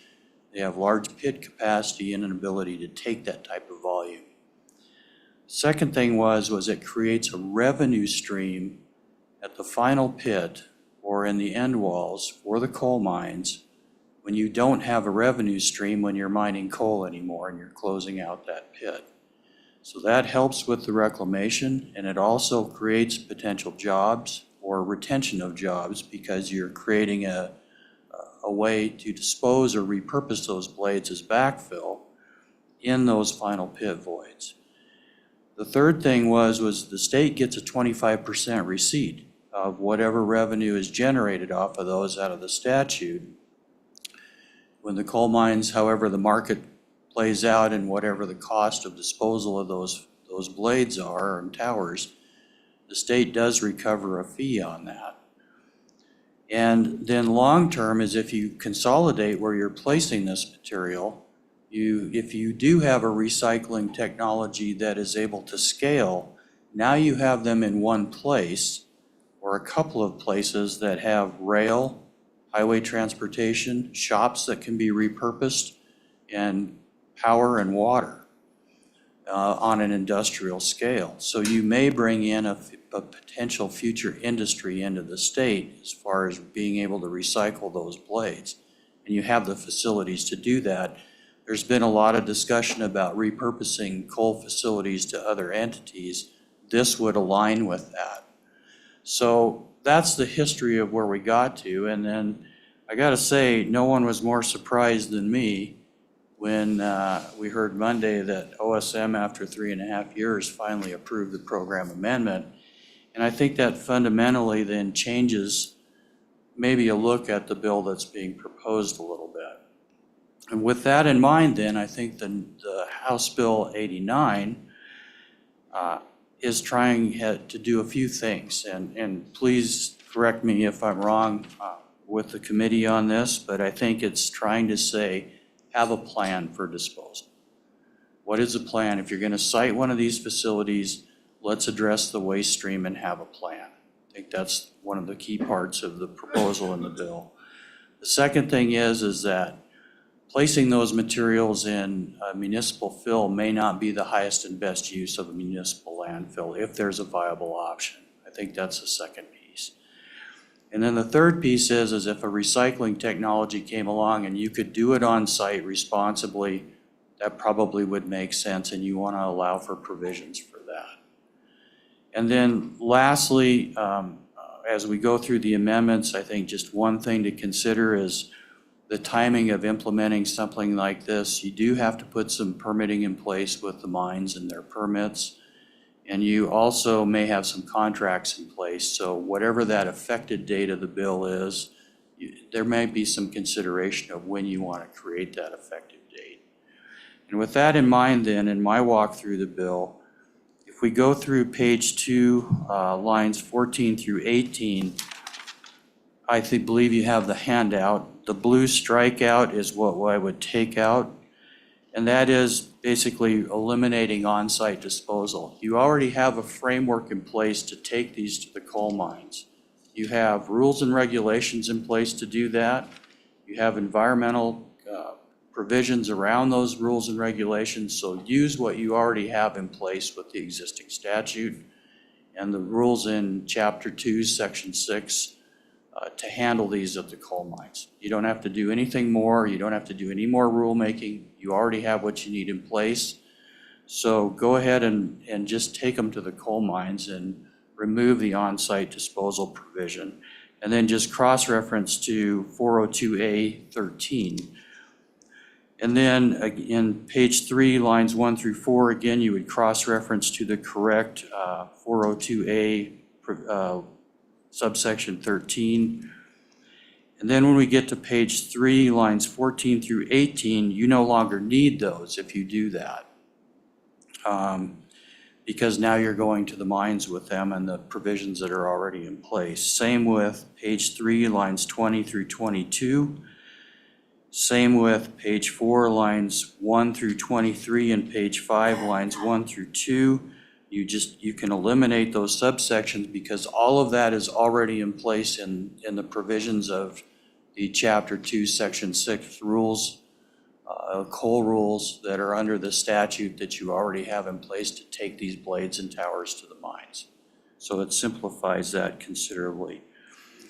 Page 5, lines 11 through 15, again, we take and strike the on-site, cross-reference to 402A13. And then in page 5, lines 21 through 23, and page 6, lines 1 through 9, you provide that correct cross-reference. And then again, you take out the on-site facility provision.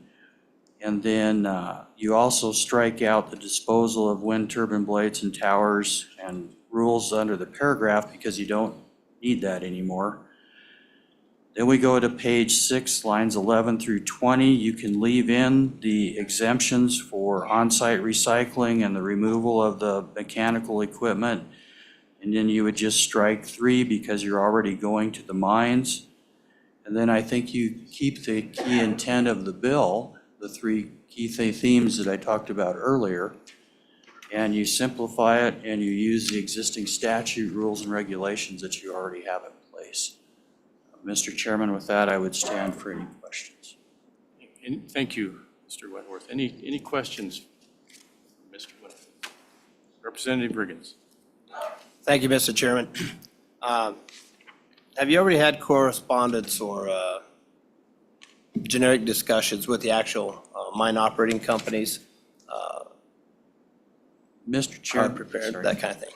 Mr. Wentworth?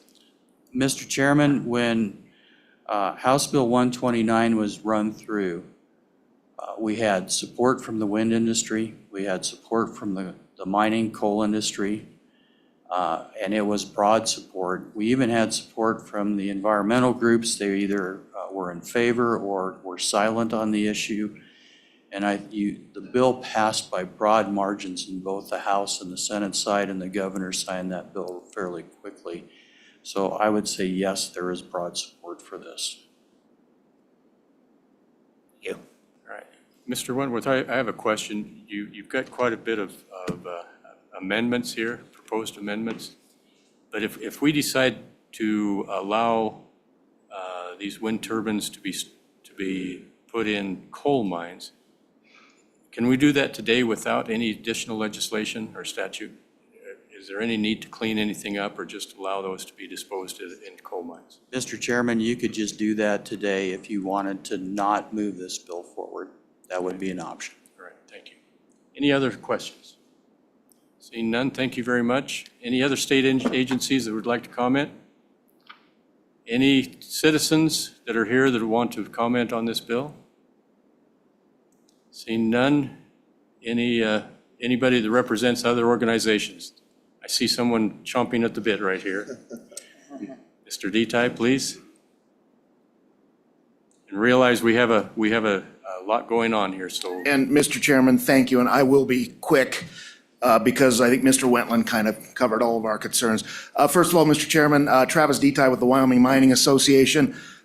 Really quick, I'm not going to be as detailed as my colleague from the municipalities, but we are the state's trade association for the new members that represent all the coal companies, uranium companies, trona companies, bentonite.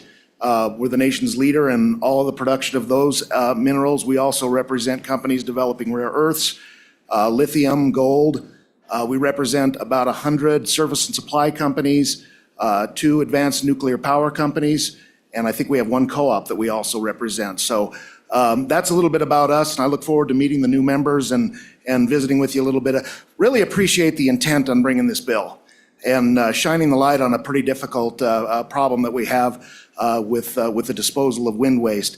But I think, kind of from the last speaker up here, Mr. Wentland, I think we've solved the problem.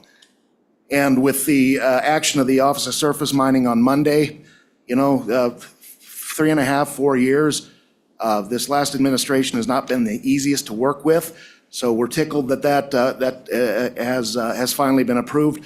But this, when we discussed this bill, 4 years ago, the original legislation, it was an opportunity to give the coal operators a chance to help solve a problem, generate a little revenue for themselves, generate a little revenue for the state of Wyoming, and it was a most eloquent solution to a significant problem. So, whether you decide to move forward with this legislation, I think, there so much has been discussed for amending already, I don't even know where we're at, but should you not, I think we've solved the problem. But again, to Representative Riggins, really appreciate the intent of the bill and shining the light on the problem that we can solve here in Wyoming, from the coal industry side of things. So, Mr. Chairman, that's all I've got, and you don't need to hear from me anymore. I'll be happy to dance around your questions. All right, any questions for Mr. Deti? All right, thank you, Mr. Deti. Appreciate it, Mr. Chairman. Ms. Harpstreet.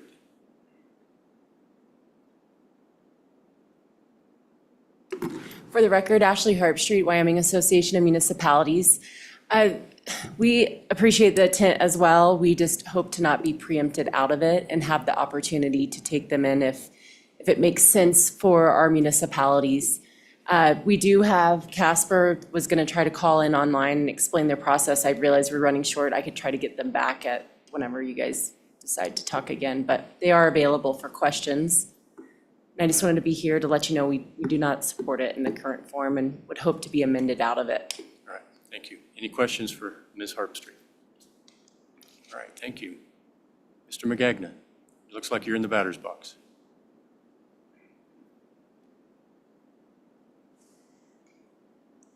Thank you, Mr. Chairman. Jim McGagin with Wyoming Stockgrowers Association. I believe Representative Lawley very well expressed our primary concern with this, with forcing something on private landowners when they have to make that decision. The only other point I would raise right now that causes concern too, as the bill currently stands, has to do with the definition of site. A wind project may be on some federal land, some state trust land, and private land all at once. It's unclear whether the blades that come off of each of those segments have to be buried on those segments or all in one place. And as was pointed out previously, federal government may say, no, we're not going to allow it on our land. So the private landowner who, if the site is the entire project, who may only own 5% of the land that's involved, may be forced to accept all of the disposed blades from the entire project. So we think that we would concur with those who say that the availability today of the coal mines resolves this problem. This legislation may not be needed, but appreciate it being brought forward by Representative Riggins. And if it is needed, I think it needs a significant amount of work before it's ready for this committee to move it forward. With that, Mr. Chairman, I'd be happy to take any questions. Thank you, Mr. McGagna. Any questions? Seeing none, thank you.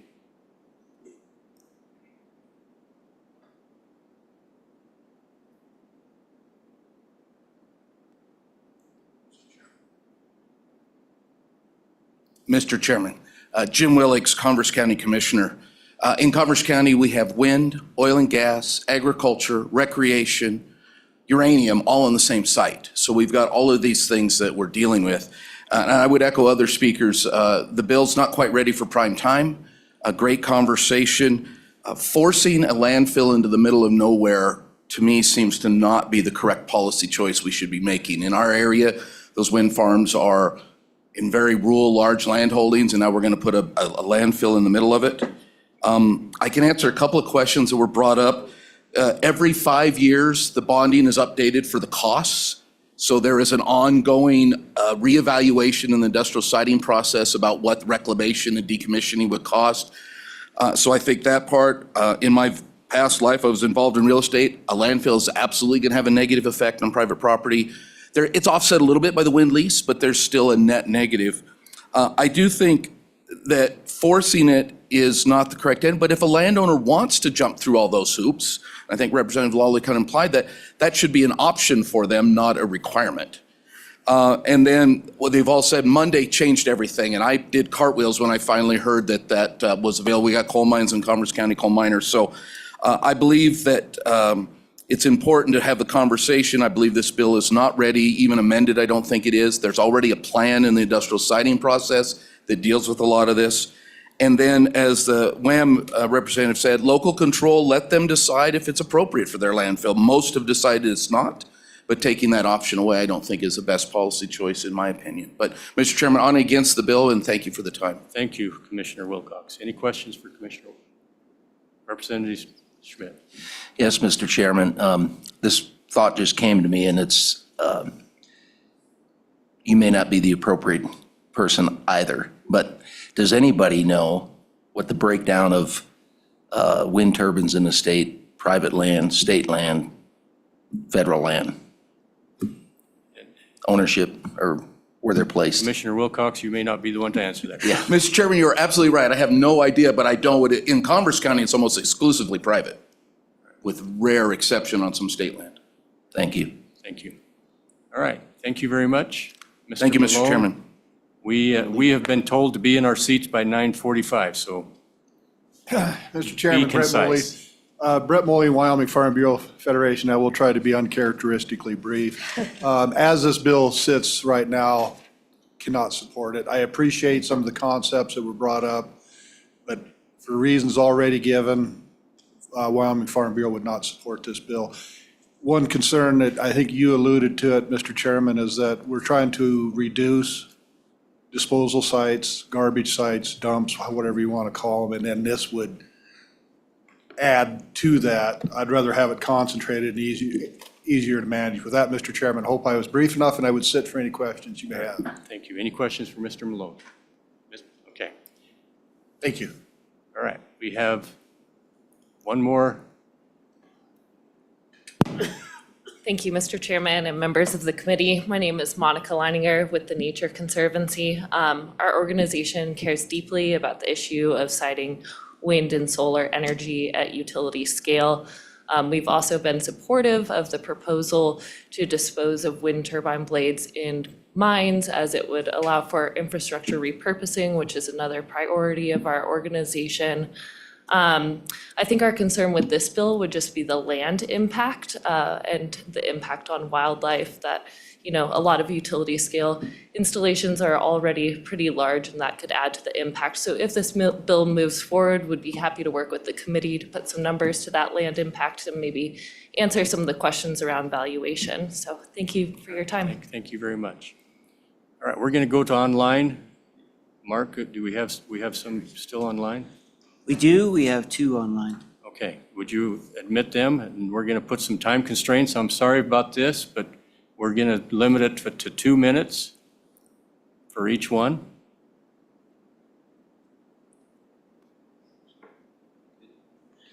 We have Eric online.